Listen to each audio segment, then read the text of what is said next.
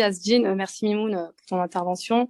Bonsoir à tous. Désolé, petit souci de caméra malheureusement, mais du coup on va essayer de se concentrer sur le cœur du sujet. Alors Testing Lab, alors qui sommes-nous? Alors Testing Lab, nous on est une alternative au test.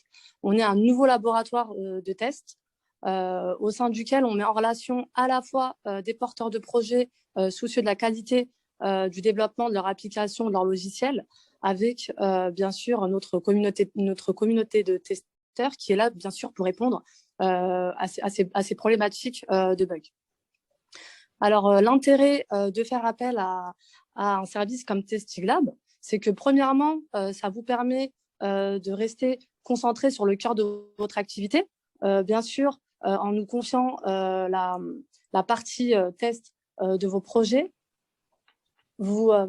qui est une partie bien sûr très, très importante et indispensable aujourd'hui dans une phase de développement. Ça vous permet d'être tranquillisé sur cette partie-là et bien sûr d'avoir l'œil d'expert en test. Second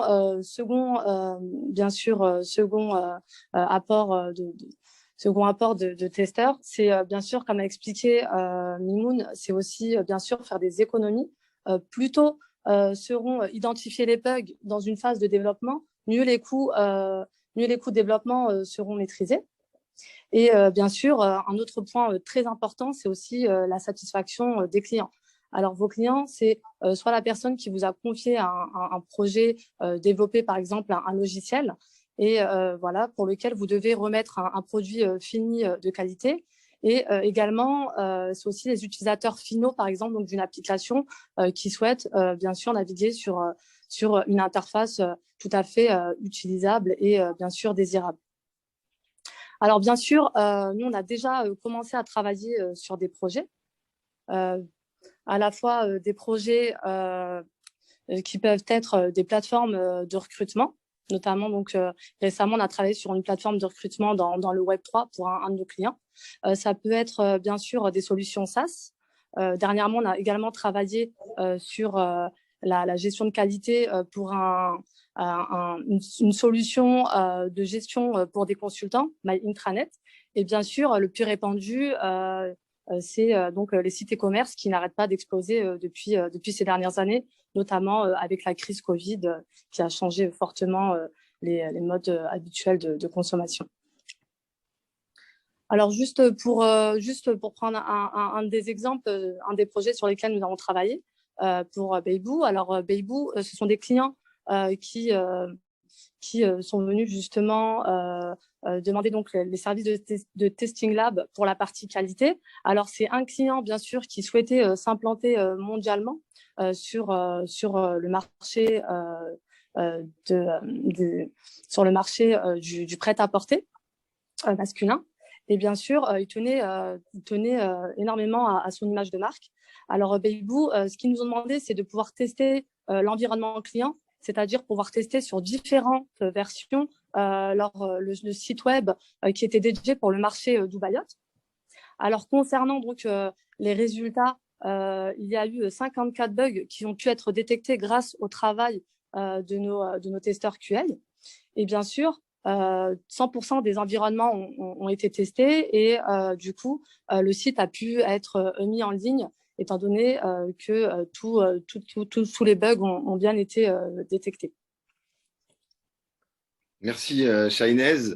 Du coup, invitation à tendre l'oreille pour tous les porteurs de projets, plus particulièrement en site e-commerce, mais même dans d'autres domaines. Et là, on invite Mohamed Belgaïd qui nous apportera un regard un peu plus opérationnel en qualité de test lead sur les process au sein de Testing Lab. Mohamed, tu as la parole. Bonsoir tout le monde. Merci Asdine. Comme il m'a déjà présenté tout à l'heure Asdine, Mohamed, test lead en freelance et bien sûr qui intervient bien sûr parfois sur certaines missions de Testing Lab. De toute façon, comme il vient d'expliquer la sœur Shainaz avant, donc il faut savoir que au sein de Testing Lab, il y a deux types de projets, c'est-à-dire soit on traite des projets qui sont déjà mis en ligne afin de vérifier la qualité de ces projets pour amener notre touche et dire voilà ce qu'il faut modifier et même donner des recommandations ensuite pour l'amélioration et bien sûr la détection des bugs, même après la mise en production de l'outil. Ou sinon, on intervient dès le démarrage, dès le lancement d'un projet sur des nouvelles applications ou de nouveaux outils sur lesquels nos clients ils nous sollicitent. Donc, pour le déroulement de la campagne de test, tout en sachant c'est quoi une campagne de test, il faut savoir qu'un projet, on le découpe en plusieurs campagnes de test, mais nous, effectivement, on essaye de limiter, bien sûr, nos actions et bien sûr les tests dans un laps de temps qui est limité à 4 semaines maximum pour une campagne de test. Bien sûr, il y a 5 grands axes, soit par rapport au démarrage, c'est-à-dire le kick-off, avec une réunion globale avec les parties prenantes, les clients, l'équipe pour leur présenter le projet. Ensuite, avec l'équipe, on essaie de définir une stratégie plus adaptable à chaque type de projet et selon le domaine d'expertise sur quoi il est spécialisé. Ensuite, pour la partie recette, qui est la partie test, il y aura les 2 axes, soit partie conception, rédaction depuis le plan test jusqu'à la rédaction des cas tests, ainsi de suite. Et pour la partie exécution, c'est bien sûr l'exécution de ces cas tests, essayer de remonter les anomalies et les bugs qu'on rencontre au maximum et bien sûr essayer de donner plus de la qualité à cette application pour que ces bugs ils doivent être corrigés dans les plus brefs délais et c'est la 4e phase, c'est-à-dire la correction. Et bien sûr, après la correction de ces bugs, l'équipe, elle fait aussi des tests de confirmation c'est-à-dire pour s'assurer que ces bugs ils étaient bien corrigés et bien sûr faire aussi des tests de non-régression pour voir si ces corrections n'ont pas touché à d'autres fonctionnalités qui étaient fonctionnelles avant. Et au final, bien sûr, on a des livrables, soit c'est un PV de recette qu'on présente chaque fin de campagne de test à notre client pour donner au final un go, no go, c'est-à-dire soit on donne le go pour que le client met en ligne son application ou non, c'est-à-dire il faut bien sûr soit corriger d'autres bugs qu'on a rencontrés et ainsi de suite. Et ça aussi, c'est grâce à des tests de non-régression. Merci. Voilà, donc le slide suivant, s'il te plaît, Diane.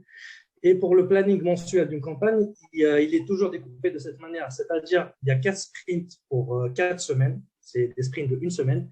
Il y a le premier sprint, c'est bien sûr la partie rédaction, conception, soit si on a des cahiers de charges, des maquettes, on se base dessus. Sinon, si l'application est déjà mise en ligne, à ce moment-là, on s'applique à des tests exploratoires pour sortir les grosses fonctionnalités et bien sûr faire une analyse derrière avec l'équipe et faire la rédaction de A à Z. Ensuite, il y a les 2 sprints pour l'exécution, remontée d'anomalies et bien sûr avant le 4e, c'est-à-dire il y aura toujours un 4e sprint pour les tests de non-régression et bien sûr pour présenter le PV de recette. Mais entre-temps, on laisse toujours, ça dépend des bugs remontés, soit 3 jours, 4 jours ou même 1 semaine pour l'équipe dev afin de corriger les bugs rencontrés et bien sûr donner notre go et no go à la fin de la campagne de test. Et lors du procès verbal, bien sûr, c'est un procès verbal, c'est un PV de recette qu'on présente entre chaque compagnie de test pour dire si oui, on est d'accord ou non pour la mise en ligne de la fonctionnalité ou de l'application, en se basant bien sûr de notre stratégie de test et bien sûr de nos critères d'entrée et de sortie, sur quoi on s'est basé avant pour dire qu'au final, voilà, par exemple, si on se base sur 100% d'un cahier de charge et d'un plan de test à respecter, en se disant, voilà, nous, on a testé tant, par exemple, par rapport au pourcentage de l'application, mais au final, nous, on devait avoir tant de bugs bloquants sur cette partie et tant de bugs bloquants sur, par exemple, il faut avoir 0 bug bloquant, minimum un majeur, un mineur sur une fonctionnalité. Et si ce n'est pas le cas, à ce moment-là, on ne va pas donner notre accord pour la mise en ligne. Merci Mohamed. Et sans plus attendre, on va donner la parole à Issa qui va nous expliquer à qui on s'adresse et enfin quand je dis on, je m'implique dans ce projet parce que j'en suis tombé convaincu, mais à qui la Testing Lab, auprès de qui elle s'adresse, quelles conséquences aussi il peut y avoir à ne pas pratiquer ces différents aspects qui nous ont été expliqués auparavant. Issa, je te laisse la parole. Très bien, merci Azine. Bonsoir à tous. En tout cas, très content d'être là ce soir avec vous. Avant de faire justement ce focus sur nos clients, je voudrais d'abord en fait revenir sur un cas qui est récent d'ailleurs et qui concerne la SNCF. Donc, en début de cette année, la SNCF a lancé donc, sa nouvelle application donc pour la réservation de billets de train. Et même si l'année n'est pas finie, c'est le flop de l'année. Pourquoi? Parce que il y a énormément d'anomalies qui ont été repérées justement sur cette application, dont une en particulier que vous voyez sur la capture sur la slide donc à gauche, où en fait c'était par rapport en fait à la fonctionnalité de recherche.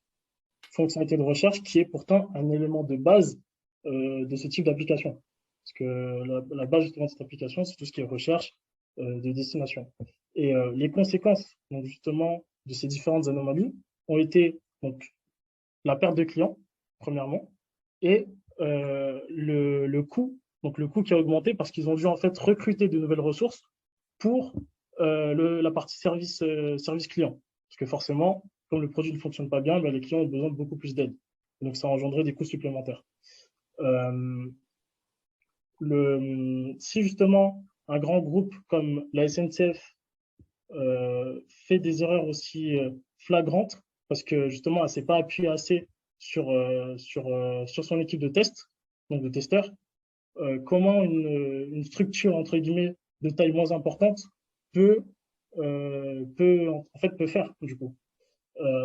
Et justement par rapport à ça, on a préparé une offre qui répond justement à ces besoins-là et dans laquelle on a essayé en fait d'apporter le maximum de valeur pour nos différents clients. Donc que vous pouvez voir justement sur cette slide. Euh, ce qu'il faut retenir justement, c'est que par rapport à ces différents clients, ils ont des enjeux et surtout ils ont des buts à atteindre, mais notamment des enjeux. Et ces enjeux, en fait, ils concernent premièrement déjà assurer la qualité des solutions qui sont diffusées au grand public, maintenir justement la fiabilité de ces solutions et l'un des points les plus importants, la fidélisation des clients. Fidélisation des clients, pourquoi? Parce qu'on est tous des consommateurs. Si un jour on utilise un produit qui ne fonctionne pas ou on a une prestation qui n'est pas comme celle à laquelle on s'y attendait, bah forcément, on va passer à autre chose. En tout cas, on sera déçu justement du produit et on va aller chez la concurrence. Et en fait, voilà, le but justement pour en tout cas nos différents clients, c'est de pouvoir justement fidéliser leurs clients à eux. Et une dernière chose qu'il faut retenir, c'est que on intervient donc sur différentes solutions, donc différents types de solutions, que ce soit des solutions SaaS ou encore des solutions qui concernent l'e-commerce, site web ou appli mobile, comme on a pu en parler juste avant avec les différents projets qui ont été présentés. Mais ce qu'il faut retenir, c'est que le test aujourd'hui, plus on s'y prend tôt, mieux le produit sera de qualité, donc meilleure seront l'expérience utilisateur et surtout, le test aujourd'hui, c'est un investissement qui va permettre en fait d'accompagner la réussite de vos projets dans le futur. Donc, il est important de le mettre le plus tôt possible pour justement assurer cette qualité au quotidien.